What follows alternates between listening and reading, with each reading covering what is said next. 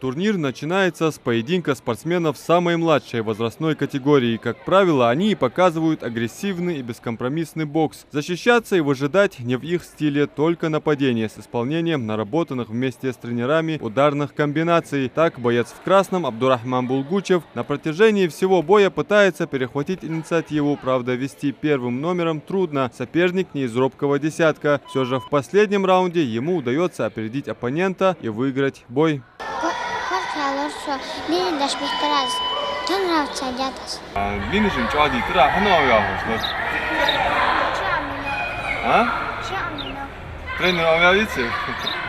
На ринге раз за разом встречаются воспитанники как Сагапшинской школы бокса, так и спортсмены с других уголков республики. В ринг выходят Магомед Даурбеков против Руслана Оздоева. Обоим по 9 лет. Выступают в весовой категории до 28 килограмм. Звучит гонг, и внутри ринга действительно начинается бокс во всей его красе. Оба провоцируют друг друга короткими джебами, нащупывая удобную дистанцию, пускают в ход весь арсенал прямых и боковых ударов.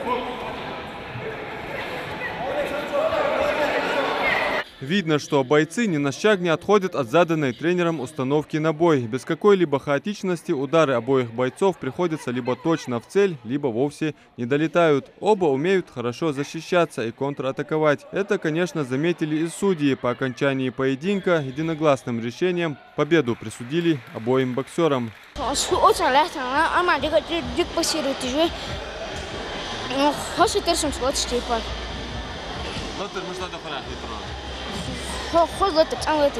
Тренеру, может, плохо андерну. А это установка или ха? Может, слышать андер тренеру? Точно, то андер, назад андер. Прямой бег. Ваш что делали ха, чакдака?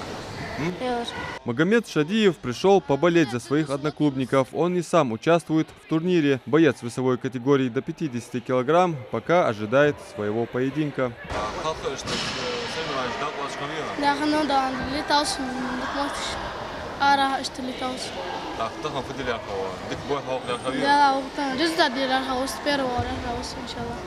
В Сагапшинском ФОКе сегодня собралось много болельщиков. Переживают за своих подопечных и их тренеры. Турнир по боксу организован молодежным советом села Сагапши совместно с комитетом по делам молодежи под девизом «Молодежь против терроризма». Заявлено около 300 спортсменов без каких-либо ограничений весовой и возрастной категорий.